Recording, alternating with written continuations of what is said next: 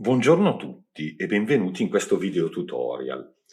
Oggi parleremo dei widget per la configurazione di tapparelle, tende e motorizzazioni.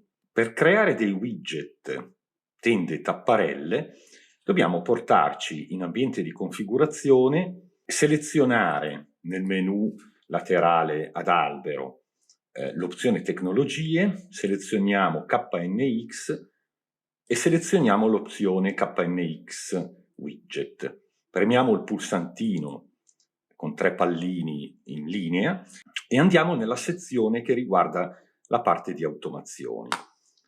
Aprendo la casella a tendina, vediamo che il server dell'Ego offre davvero un'ampia scelta di configurazione dei widget.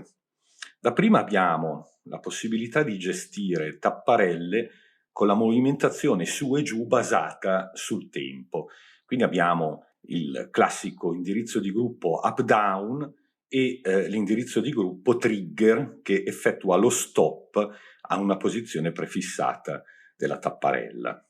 Abbiamo anche la possibilità di gestire una tapparella più evoluta che ha la movimentazione su e giù con encoder e quindi ci permette di comandare in posizione assoluta la tapparella tramite un indirizzo di gruppo a 1 byte percentuale. Possiamo poi gestire anche tapparelle che hanno la movimentazione su e giù basata a tempo e l'apertura-chiusura delle lamelle sempre basata a tempo.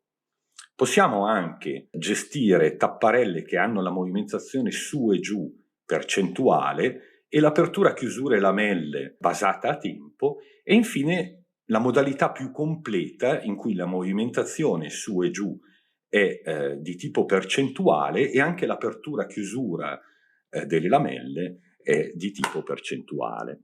Selezioniamo la modalità più semplice con le tapparelle su giù stop. Premiamo il pulsante aggiungi e tramite il pulsantino entriamo nella scheda nell'ambiente di lavoro. Diamo un nome, assegniamo un ambiente di riferimento, in questo caso la camera da letto, e andiamo a assegnare gli indirizzi di gruppo. Abbiamo importato il progetto ETS, quindi possiamo direttamente selezionare l'indirizzo di gruppo da una casella di ricerca. Andiamo a scegliere il comando, lo stato, con l'indirizzo di gruppo up-down e andiamo a cercare l'indirizzo di gruppo che effettua il trigger, che è lo stop. Con questi facili comandi abbiamo direttamente configurato la nostra tapparella. Se vogliamo replicare questa configurazione su altre tapparelle con degli indirizzi di gruppo spostati, possiamo utilizzare la comodissima funzione duplica. Andiamo a selezionare altre 2 tapparelle ed effettuiamo un offset sull'indirizzo di gruppo di 2. Chiudiamo la nostra scheda e automaticamente abbiamo creato i nostri widget.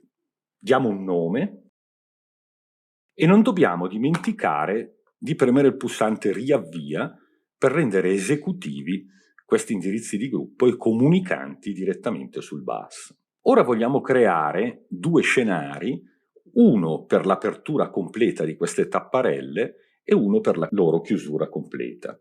A questo scopo andiamo nel menu ad albero, selezioniamo la voce scenari, premiamo il pulsantino più in basso sulla barra di stato e apriamo in ambiente di lavoro lo scenario che abbiamo creato. Diamo un nome, assegniamo l'ambiente di riferimento e a questo punto nelle azioni da eseguire dobbiamo andare a collocare gli opportuni oggetti relativi alle nostre 3 tapparelle. Possiamo utilizzare la comoda casella di edit e di ricerca per individuare gli indirizzi di gruppo che precedentemente abbiamo configurato.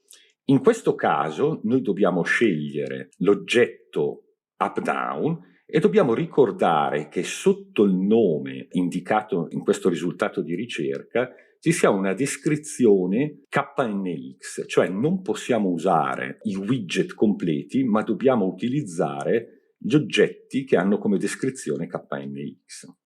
Con il drag and drop effettuiamo il trascinamento, verifichiamo che il valore da assegnare a questo scenario sia l'apertura, cioè indicando con su, e a questo punto lo scenario di apertura è stato creato. Procediamo con la creazione di un secondo scenario per la chiusura completa delle tapparelle.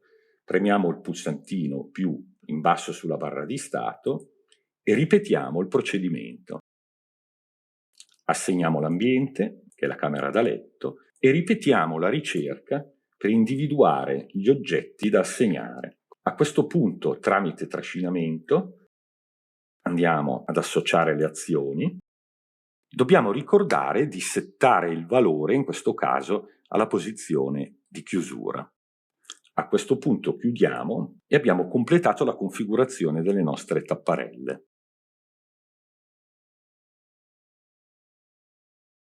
Ora verifichiamo direttamente sulla app la configurazione delle tapparelle che abbiamo fatto. Dal form principale navighiamo per ambienti, selezioniamo il primo piano e selezioniamo la funzione tapparelle. Ora lanciamo lo scenario di apertura delle tapparelle. Ora chiudiamo la tapparella 3, entriamo direttamente nel widget e la stoppiamo a una posizione intermedia.